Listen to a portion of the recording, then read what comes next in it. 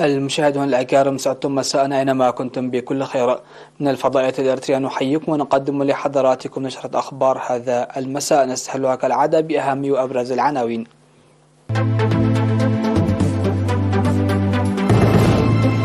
جهود لتوسيع زراعة الأسماك في السدود بإقليم عنسبة.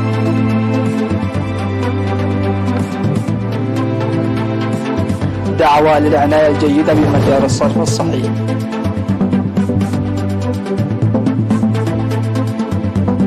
منتخب الدراجات الهوائية يشارك في طواف الجابون.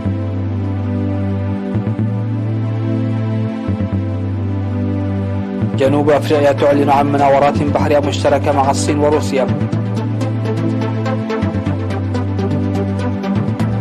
أكثر من 1,000,000 شخص تظاهروا في فرنسا ضد مشروع إصلاح نظام التقاعد.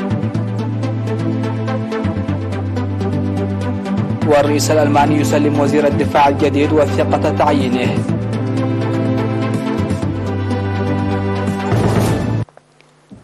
أهلا بكم إلى تفاصيل النشرة. أعلن مكتب وزارة الثروة البحرية في إقليم عنسبة أن الجهود متواصلة بالتعاون مع الشركاء لتوسيع زراعة الأسماك في السدود وترسيخ السمك كغذاء. وأوضح مسؤول المكتب السيد محاري هبتقرقيش أن زراعة الأسماك في المياه العذبة التي بدأت عام 1994 هدفت إلى استفادة سكان القرى المحيطة بالسدود من التغذية بالأسماك. وذكر إقامة جمعيات صيد الأسماك في مديريات حلحل وعلا برعد وحمل مالو والتدريب في الصيد والطهي، ووجود برنامج لإقامة الجمعيات في المديريات الأخرى، والقيام بعملية زرع الأسماك في سد أيبابا في مديرية قلب. وقال لقد جرى التعرف على السدود التي يمكن زراعة الأسماك فيها بالدراسات التي أجريت بتعاون وزارة الأراضي والمياه والبيئة والمهنيين الزراعيين. وقد تم زراعة الأسماك في 14 سدا في إقليم عنسبة من جملة 17 سدا، وبلغ الصيد من السدود حوالي 6000 كيلوغرام من السمك.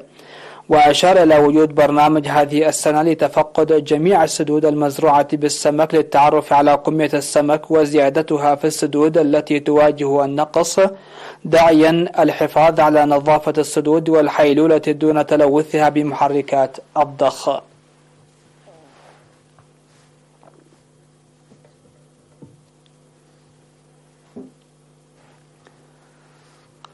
دعا مسؤول مجال الصرف الصحي في الإقليم الأوسط المهندس يوحنس ملوء المواطنين للعناية بمجال الصرف الصحي جيدا. وأوضح بأن الفرع يقوم سنويا بالتنسيق مع مشروع الدحل بتنفيذ برامج كلفت ما بين 20 إلى 25 مليون نوفا. وبموجب ذلك تم خلال الفترة ما بين شهري ديسمبر لعام 2021 ونوفمبر لعام 2022 تم صيانة 6 كيلومترات من مجال الصرف الصحي وشق أكثر من 900 مترا. وأوضحت المعلومات الواردة أن الفرع قام بمعاقبة 30 مواطنا قدمت الشكاوى ضدهم لقيامهم بالصيانة غير القانونية وربط أنابيب من الخط الرئيسي إلى منازلهم. تم تغريمهم ما بين 2000 نوفا إلى 11,000 نوفا. وقال إن الصيانة غير القانونية تضر بالأرواح البشرية وتدمر الممتلكات. وقال أيضا إن أنشطة الصيانة تجري بطريقة قانونية فقط. الجدير بالذكر بأن فرع مجال الصرف الصحي في الإقليم الأوسط قام خلال الأعوام الماضية بالتنسيق مع مشروع الدهلو بصيانة مجال الصرف الصحي في مناطق ماي أبا شاول، مما ساهم ذلك في تخفيف الفيضانات الناجمة عن الأمطار في موسم الخريف. في الختام قال المهندس يوحنس أن برنامجهم القادمة ستركز على إجراء دراسات واسعة في المناطق التي لا توجد فيها مجال الصرف الصحي وتوسيع الخدمات في العاصمة أسمرة. أفاد التقرير المقدم في الاجتماع المنعقد في 17 و18 من يناير في بارنتو أن الخطوات المتخذة لتحسين كفاءة الخدمات الصحية والاستثمار الجاري حقق نتائج جيدة. واشتملت التحسينات التي ساهمت في كفاءة الخدمات الصحية وجودتها على مراقبة الأمراض المعدية وغير المعدية وجودة المؤسسات الصحية والإصحاح البيئي ولوائح جديدة إدخالها مؤسسات الصحية. وأشار مسؤول فرع الصحة في الإقليم إلى ارتفاع نسبة الولادة في المؤسسات الصحية من 49.5% إلى 53.7%، والتطعيم بنسبة 100%، والتطعيم ضد سرطان عنق الرحم ب94.2%. وشهدت وزيرة الصحة آمنة نور حسين بالمساهمات الشعبية والإدارات والجهات الحكومية الأخرى الجارية، إضافة إلى الاستثمار الضخم الذي تقوم به الوزارة لتحسين وتوسيع الخدمات الصحية. وذكر حاكم الإقليم السفير محمود علي حروي أن الإنجازات التي شهدها القطاع الصحي في الإقليم نتاج للمساهمة الشعبية وجهود المهنيين الصحيين، مؤكدا أن تقليل نواقص القطاع وتنفيذ برنامج الإصحاح البيئي يتطلب اهتمام أكبر.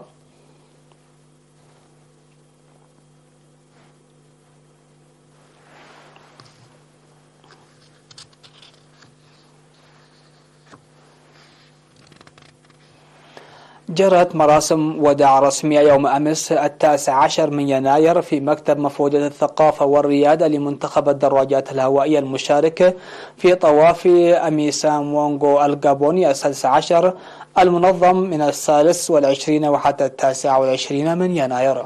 وقال مفوض الثقافة والريادة السفير زمد التخلن إن إريتريا فازت 7 مرات خلال 10 سنوات في هذا الطواف، معربا عن ثقته الفوز للمرة 8. وأوضح بأن اللعب النظيف والأخلاق إلى جانب النتائج من ضمن السباق، ويجب الحفاظ على الصورة الجيدة لإريتريا في هذا الصدد وإبرازه، معربا عن أمنياته الطيبة. من جانبه أوضح مدرب منتخب الدراجات السيد سامسون سلمون أن السباق سيكون قويا لمشاركة فرق كبيرة فيه، وقد أجروا الاستعدادات اللازمة لذلك. وقال كابتن المنتخب الدراج ميرون تشومي إنهم سيسعون جاهدين لتحقيق الانتصار مع وضع الاعتبار التحديات التي تحدث أثناء السباق. يضم المنتخب الدراجين هينوك مولو برهان وداويت يماني وإفريم جبرهيوت وأخليلو عرفيني وميرون تشمي وميكيل هابتوم. تشارك في طواف الجابون الذي يجري 7 مراحل بقطع مسافة قدرها 933.7 كيلومترات، 10 منتخبات من إفريقيا و5 فرق أوروبية. ويعتبر طواف أميسانغو الجابوني من أكبر وأشد وصعوبة الطوافات في إفريقيا.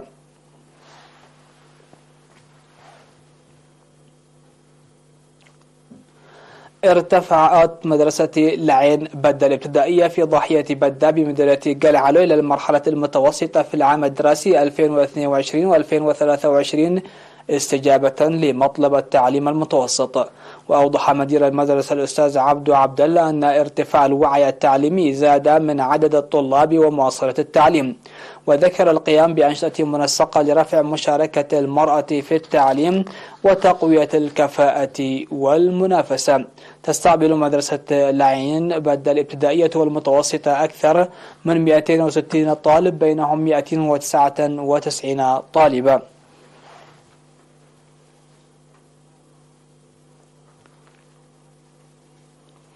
نفذت في مديرية منصورة برامج موجهة على الشباب العمال. وأوضح مسؤول الاتحاد الوطني للشباب والطلبة في المديرية السيد ياسين محمد نور تنظيم الدورات التدريبية وتشجيع الطلاب المتفوقين بالتعاون مع الإدارات والجهات الحكومية بتنظيم الشباب حسب نشاطهم. وقال مسؤول الشؤون التنظيمية في الاتحاد الوطني للشباب والطلبة فرع إقليم القاشبركة السيد ماريقوس قرماسيان إن الجهود تبذل لتوعية الشباب واستفادتهم من الفرص الموجودة في محيطهم. ودعا مساهمة جميع الجهات لتأطير وتنظيم الشباب.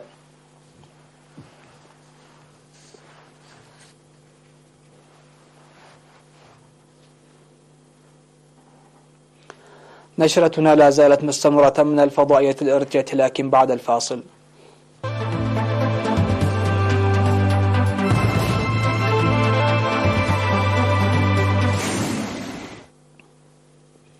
أهلا بكم. على الصعيد العالمي، أعلنت جنوب أفريقيا التي تجنبت أنها ستجري مناورات بحرية عسكرية مشتركة مع روسيا والصين الشهر المقبل تستمر 10 أيام. وقال بيان صادر عن الجيش في سبيل تعزيز العلاقات المزدهرة بين جنوب أفريقيا وروسيا والصين، ستجري مناورات بحرية متعددة الجنسيات بين هذه الدول الثلاث. ومن المقرر أن تجرى المناورات بين 17 و27 من فبراير قبالة السواحل ديربان وريتشاردز باي. وأشارت قوات الدفاع الوطني في جنوب أفريقيا إلى أن هذه المناورات هي الثانية من نوعها لقوات الدول الثلاث، حيث أجريت المناورات البحرية للمرة الأولى في نوفمبر 2019 قبالة السواحل كيب تاون. وأضاف البيان أن أكثر من 350 من أفراد جيش جنوب أفريقيا سيشاركون مع نظرائهم الروس والصينيين بهدف تبادل المهارات.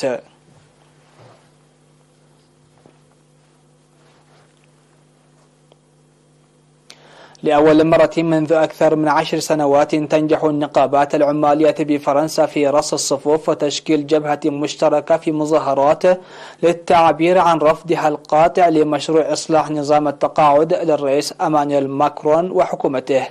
وتشارك في المظاهرة التي شملت جميع أنحاء البلاد 1.12 مليون حسب وزارة الداخلية الفرنسية، 80,000 منهم تظاهروا في باريس. وأشاد المسؤول الأول في نقابة الكونفدرالية الفرنسية الديمقراطية للشغل CFDT لوران بيرغي بمستوى التعبئة الذي بلغته الإضرابات العمالية في البلاد ضد المشروع. وتخللت الإضرابات بعض المواجهات بين الشرطة والمتظاهرين في مدن باريس وليان ورهن، لكنها لم تؤثر على يوم احتجاجي واسع من مر عموما في هدوء.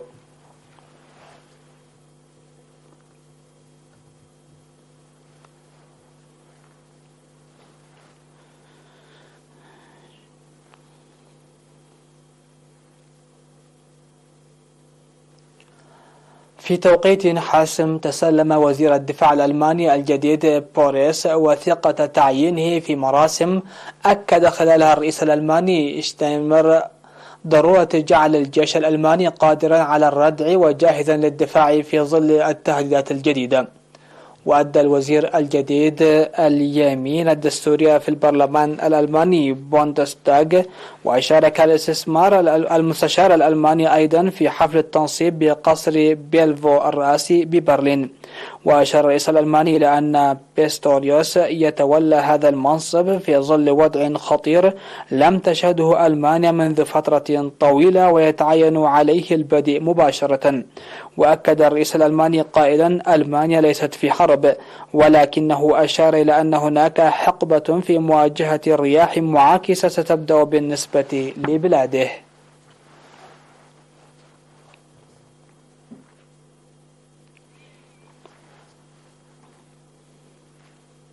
نهاية النشر. هذا تذكير بأبرز العناوين.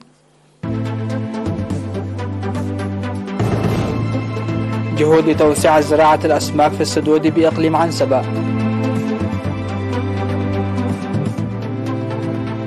دعوة للعناية الجيدة بمجال الصرف الصحي. منتخب الدراجات الهوائية يشارك في طواف الجابون.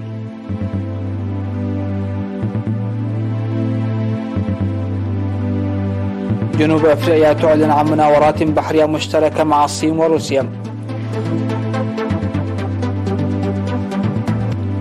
أكثر من 1,000,000 شخص تظاهروا في فرنسا ضد مشروع إصلاح نظام التقاعد.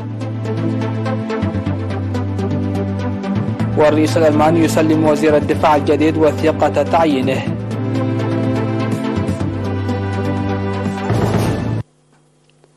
هكذا انتهت نشرة هذا المساء. دمتم في أمان الله.